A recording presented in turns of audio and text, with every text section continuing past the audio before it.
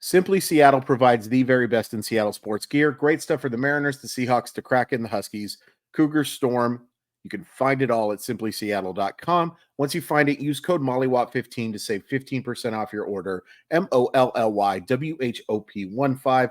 Thank you so much, Simply Seattle. We appreciate your support so much. Link in the description that has obviously a link to the website and also that code so you can just copy and paste. Thank you so much, Simply Seattle. Mariners lose 3-2.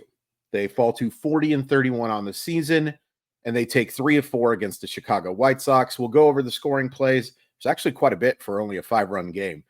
Andrew Vaughn homers to center in the third off Emerson Hancock, and Luis Robert Jr. follows with his own solo shot to center, 2-0 at the end of 3. Fifth inning, Tyler Locklear hits his first MLB homer, 2-1 Mariners at the end of 5. Ninth inning, with the Mariners down 2-1, Julio Rodriguez homers to right center off of Michael Kopech to tie the game at 2-2. Unfortunately, the White Sox score in the 10th. Unfortunately, as Mariner fans, that they score. Good for Andrew Vaughn, who had a nice little series. Grounds out to third to score Corey Lee, gives them a 3-2 lead. Mariners do not get anything in the 10th. Game over. Series over. What a series it was. You at the very least, whether you were impressed with the Mariners or unimpressed with the Mariners for taking 3 of 4 against a series against a really bad baseball team, no question about it. You win to improve to 34 games under 500 at any point in the season, it's bad. You improve to 34 games under 500 in the middle of June, not even the middle of June. We still got a couple days left before the middle of June. You're not very good. Just flat out honest. I don't think anybody could possibly disagree with that. But these were entertaining baseball games. If you were a neutral party watching these games, you can't ask for much more. Can't ask for much more. So that's a positive. There are some other positives too. And then I'm going to kind of talk about why talking about a game like this is so difficult after we do the negatives too. So the positives. Number 1, Emerson Hancock, I thought pitched pretty darn well. A little fortunate. He gives up 6 hits. He gives up 2 walks.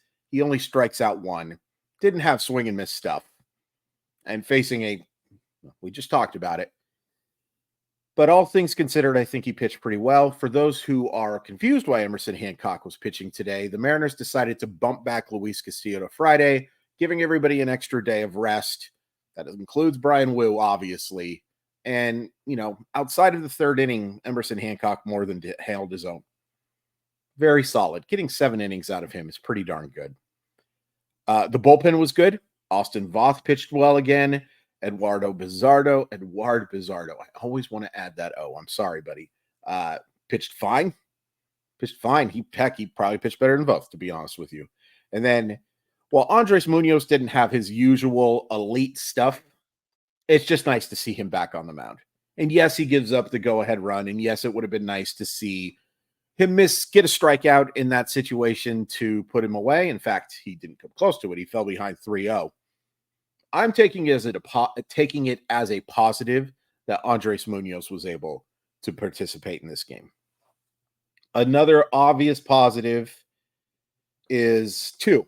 Number 1, congratulations to Tyler Locklear on his first homer. The other 3 at-bats were atrocious. We'll kind of talk about that as well, obviously. But he does get that first MLB homer. It's awesome.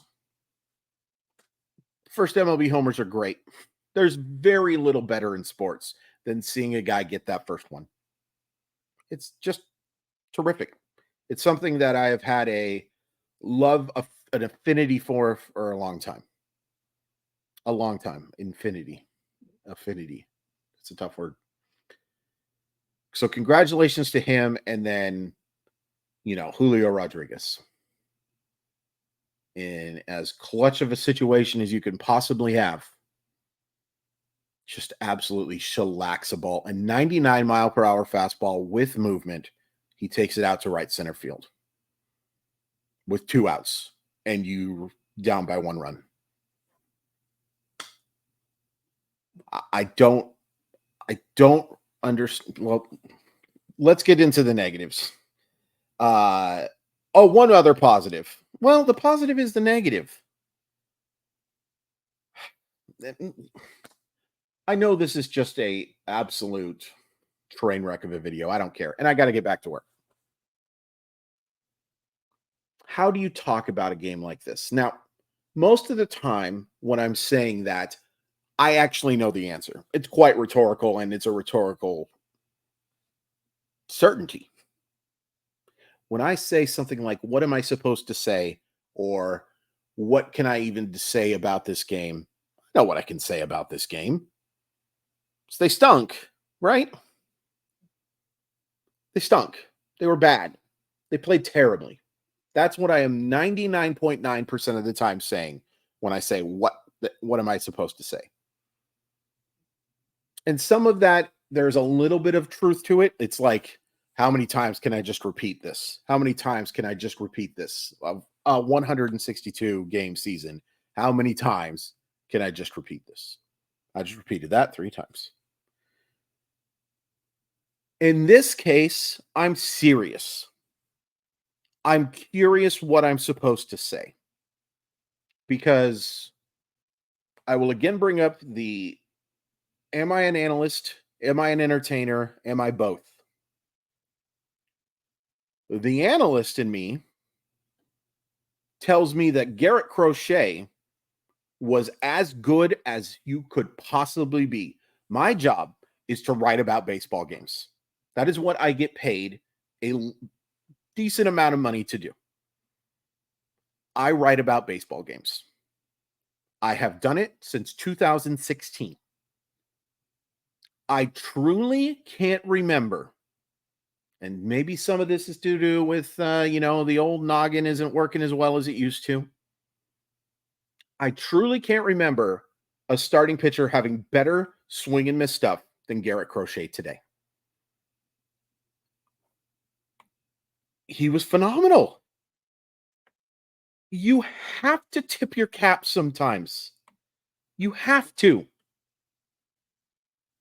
Outside of a double by Victor Robles and a homer by Tyler Locklear, and those balls, we're not talking about 120 exit velocity or anything like that, but, they were hit hard. You take away those 2 batters, and Garrett Crochet was as dominant as any pitcher I have seen in my time covering baseball. And I have covered baseball in some form since 2009. Garrett Crochet made the Mariners look stupid. But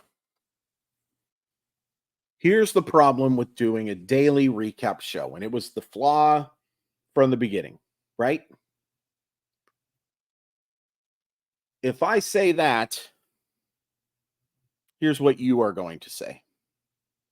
You're going to say, Chris Crawford, you are missing the big picture. You're a Mariner homer. You just don't get it. I've seen this so much. Look at how many strikeouts they have. And you're not wrong. Except for the fact about me being a homer. I think I've proven that I can be pretty impartial to this team. Some people think it's the opposite. And let's get into that side.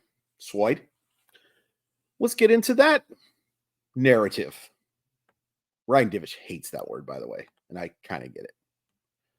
The other side is that if I point out that this team struck out 19 times, and 6 of those were after Garrett Crochet left the game, then I am a Seattle Mariner hater, that I don't appreciate greatness, and that I should just look at the standings. The truth is somewhere in the middle, and I think most people know that.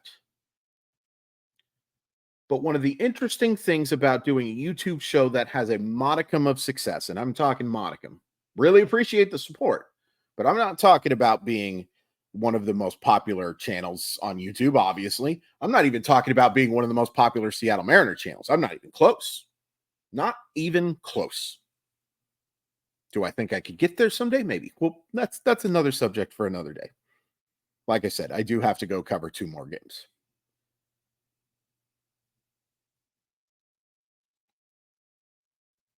They are the loudest. The people who are on the extremes on either side are the loudest. And that's true about a lot of things, but it's especially true or more relevant, I guess I should say, for me because I hear it and I understand it too.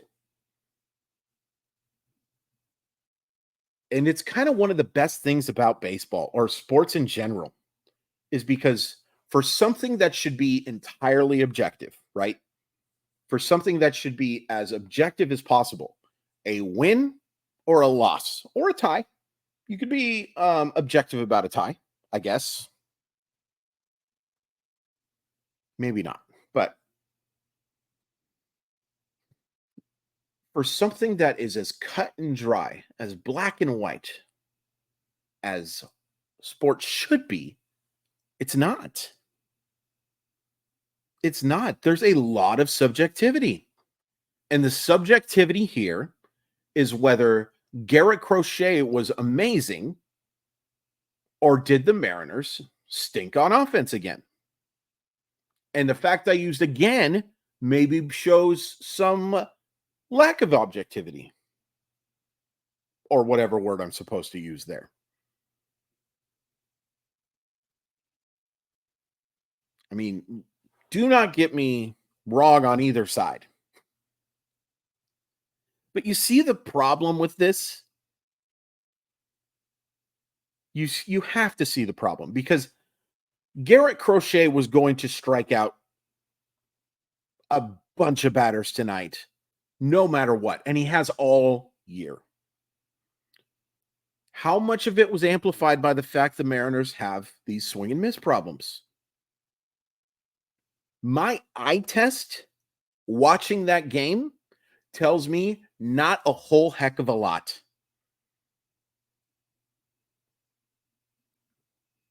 But the interesting thing is saying that seems to upset a lot of people. And that's kind of weird to me. But I also get it. I get the frustration. I also get it from the other side. When I point out that they struck out 19 times, you can also say, Chris Crawford, you just talked to me about how good Garrett Crochet was.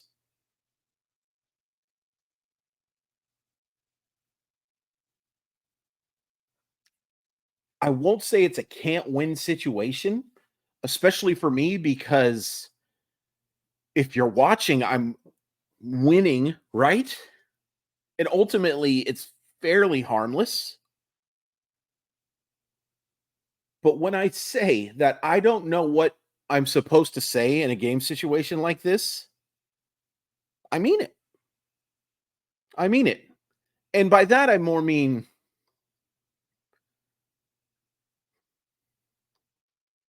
what would you like me to say? You know what I mean?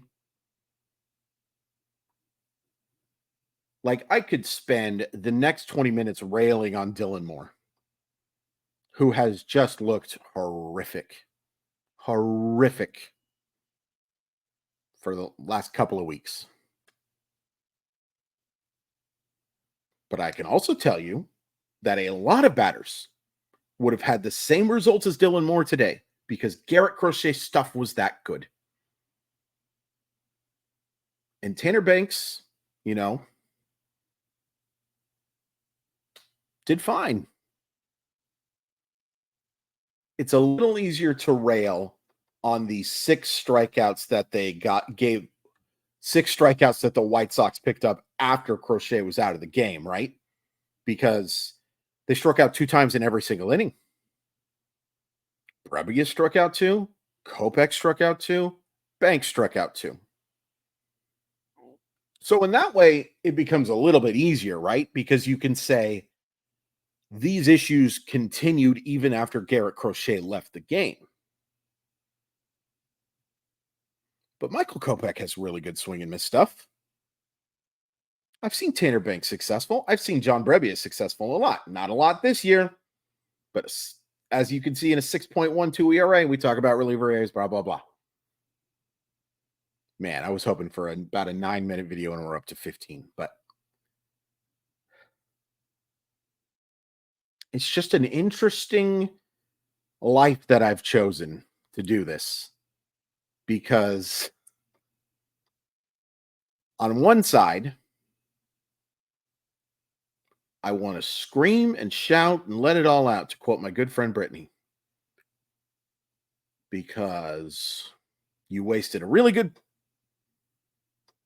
you didn't get the job done with a good spot start from Emerson Hancock. And you saw your superstar have a magical moment go to waste about 15 minutes later. At the same time, I want to scream and shout and let it all out about how amazing Garrett Crochet was. It's just a weird thing. And I know many of you are going to hate this video, because either way, one of you, or several of you, excuse me, hopefully thousands of you, are going to watch this and say, how can you defend the Seattle Mariners? And thousands of you, I hope, probably closer to, usually get about 300 to 400 on these right now.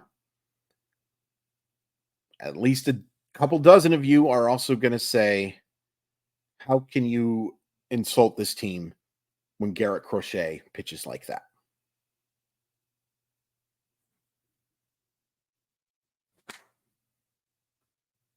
I don't know.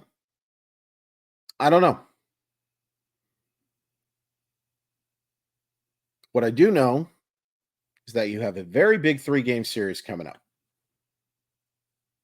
3 games against the Kansas City Royals, who are not the team the Seattle Mariners are playing. See, I'm going to pretend that Garrett Crochet just was so good tonight he made me fumble my words. You have 3 games coming up against the Texas Rangers. Castillo versus Heaney, Kirby versus Eovaldi, and Gilbert against Dunning. I'm excited. You take 2 of 3 here, it's great. You lose 2 of 3, it's not so great, but, sweeps either way could be massive in this series. Massive. And the Seattle Mariners have their 3 best starters going, 3 best healthy starters for sure, and a chance to really create some space. They've got some space now, but they have a chance to create a lot of space. Anyway, I don't know. I know I rambled a lot in this one, but it's just so hard to talk about a game like that where I see brilliance from another player, but also acknowledge that this is such an ongoing issue that it's tough to, I understand why people don't want to hear it. I understand why you don't want to hear it, but you heard it anyway, and I'd appreciate you hitting like, appreciate you hitting subscribe. Be back tomorrow. And again, 12 to 3 KJR tomorrow. Very much appreciate it, guys.